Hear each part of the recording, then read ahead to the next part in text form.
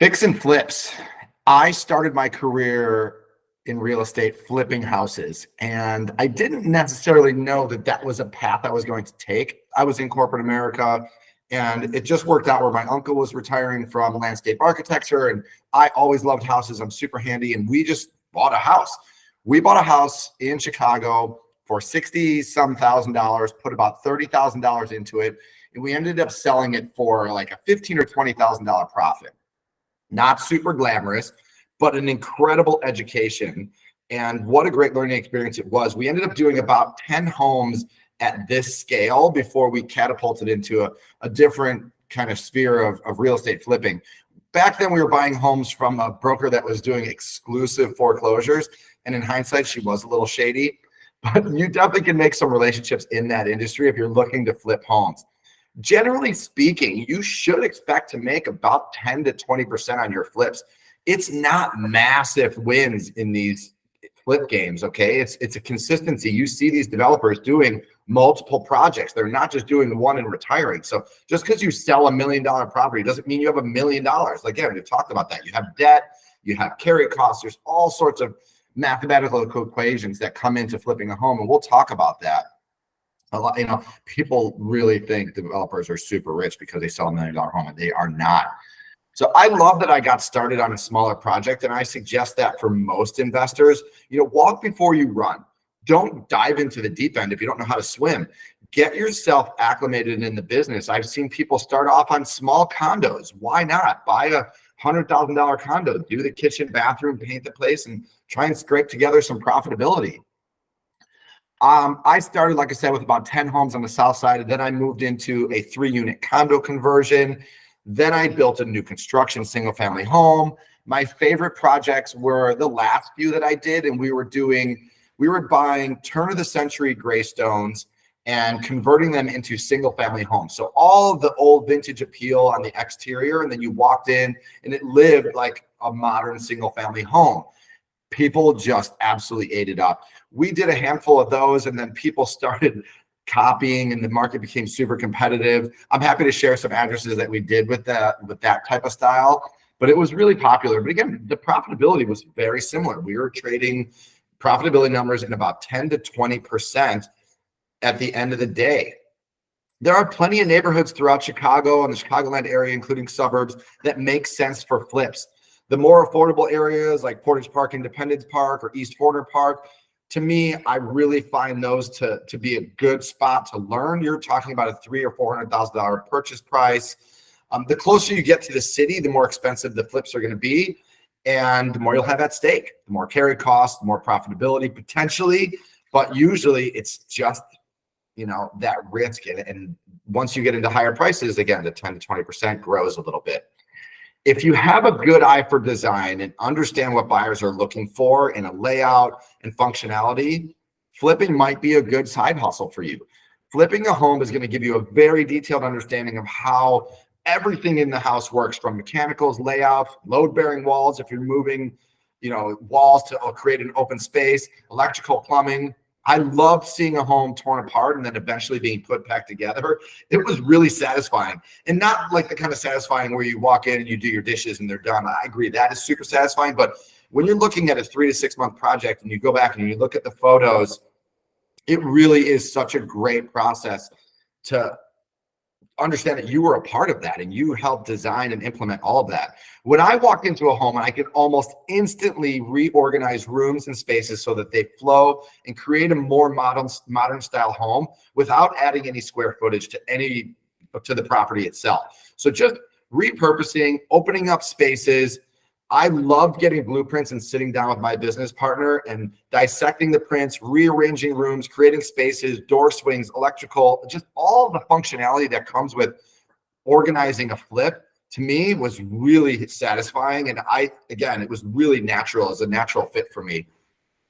Planning the home to me is critical, almost as important, probably more important than the execution of the design elements, to be honest. If the home doesn't flow or make sense, I don't care how pretty the kitchen cabinets are, nobody's going to buy it. Just because it's new does not mean it automatically sells. You really have to think through every inch and how it's going to live once it's built because you don't get a second chance to create that space once the walls are up and the walls are painted and this thing's done. And you walk in, you're like, what did I do? I mean, I literally have walked into so many flips and like slapped my head and be like, this person had literally no planning experience. It has no idea what they're delivering. Yeah, they put in a lot of great finishes, but the home didn't work. My later projects, I relied a little bit more on my business partner for a big portion of the design and decor. He had a much better eye for that. But if you don't have a great eye for that, you could still steal some ideas from Pinterest, Instagram. I loved creating storyboards early on. Each room would have a storyboard and you would pull images of a kitchen and a bathroom and how you wanted them to look, including paint and shelving. Everything would have its own storyboard. So you can kind of look at it and then look and talk to your trusted friends and advisors and see which ones they liked and how you want this to look at once it's a finished product. If you're taking on a project, I strongly suggest that it's a great way to learn and make mistakes on paper before you put them on a house, because that gets really expensive. So how do you buy your first flip? It's daunting, it's overwhelming, it's nerve-wracking. Yeah, you're putting a lot of money on the line, and yeah, you're going to take a risk. Risk and reward, they go hand in hand all day.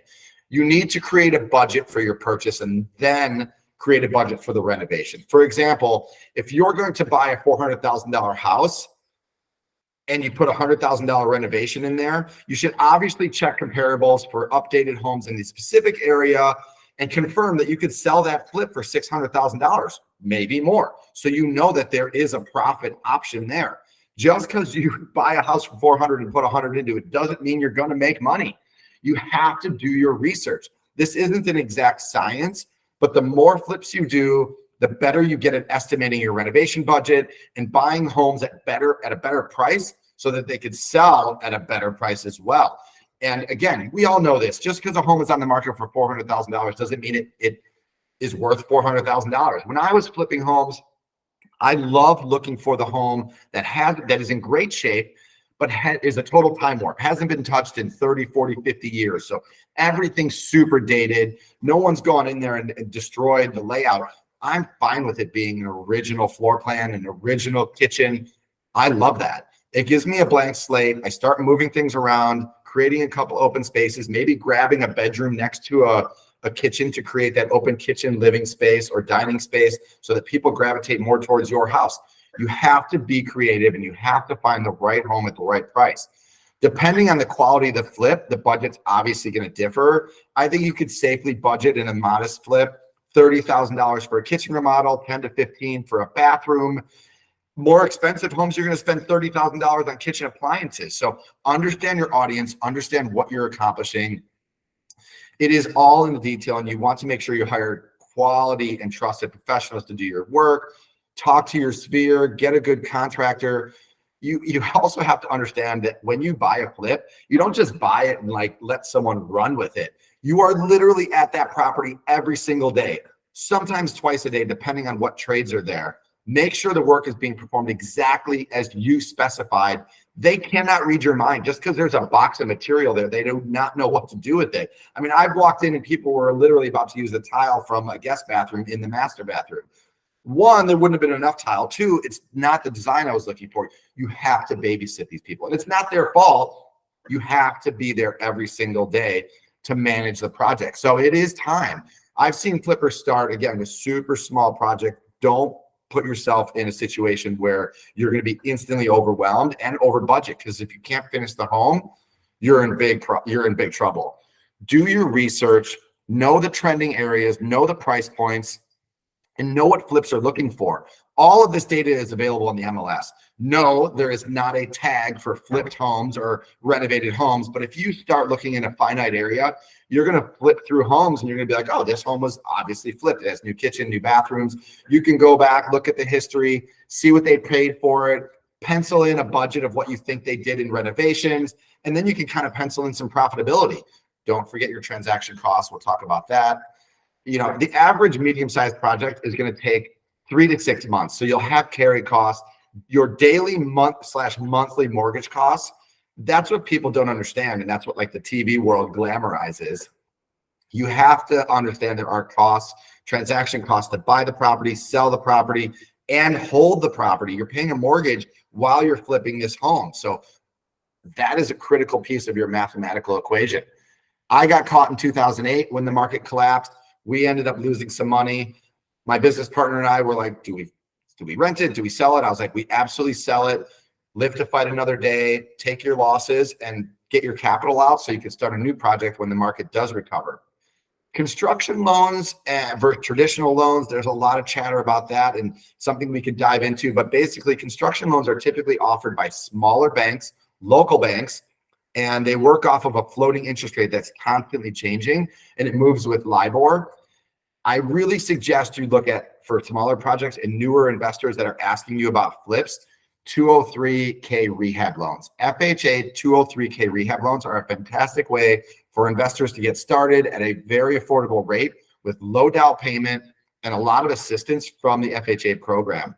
So we talked about these TV shows just kind of blowing numbers out of proportion and giving you a really false sense of security. So if they're going to put on, and we've all watched these shows where, Tom bought it at 400,000, he put 100,000 into it and sold it for 600, he made 100. They didn't take into consideration your broker commission costs, your carry costs, your transaction costs. So what was really on TV a $100,000 profit is probably in real reality a $60,000 profit.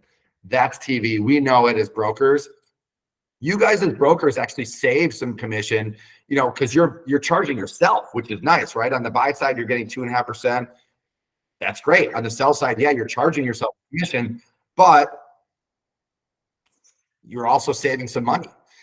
Flipping homes gave me a really unique perspective into the real estate business. That translated into being extremely knowledgeable for both my clients, and I picked up some flipper business. Some of my favorite clients started as small house flippers and blossomed into $1 million plus developers. I've sold 6-8 townhome communities for flippers that I met young in my career. Finding a flipper that does 3 to 4 deals a year translates into 8 transactions. You're getting the buy and the sell, helps stabilize your business, helps grow your business. If you're adding value to this flipper, and I've always told my guys, send me the blueprints, show me what you're doing for tile kitchen. I want to be a part of this. We're seeing all these trends. We're real estate brokers. We're in houses all day long. So offer your services, give them the value proposition to secure that business, and it will help stabilize your business long-term and get you more experience, understand construction quality, which then again translates into walking through homes with so much confidence.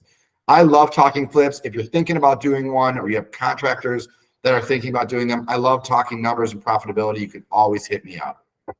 Thanks for joining, guys. Really appreciate it. Any questions here? I have a quick question. When you're buying as a flipper, do you disclose to the sellers that you're buying it for yourself or for your investment company, or do you try to keep that under wraps? I probably wouldn't. They don't want to know that you're tearing their home apart. They want it to go to a good family like everybody and have that storybook ending about their home that they maybe lived in for 20 years. So no, I just keep it business. Okay, that's kind of what I was thinking. Yeah. Josh, you had a question in the comments. I missed it though. What is? Yeah, Matt. I was asking about the FHA loans that you mentioned. If you could drop that in the chat real quick. Yeah, absolutely. A lot of mortgage brokers will work with this FHA 203K rehab loan. It is a really fantastic program. You guys should educate yourself on it for sure, even if you don't ever use it. Gotcha. It's something that you should know about and know that is offered. I believe you can only do it once in your lifetime. You can only get that loan once in your lifetime. It is a unique opportunity. It gives investors an opportunity to buy a property for whatever, $300,000-$400,000, and then also get the money to do the renovations, which is rare because usually a lot of my guys would buy the loan with buy the property with a conventional loan and then use their cash to finance the construction. Gotcha. Okay, awesome. Thanks. You bet. Thanks for joining, everybody. Appreciate it. Thank you, Matt. Thanks, Matt.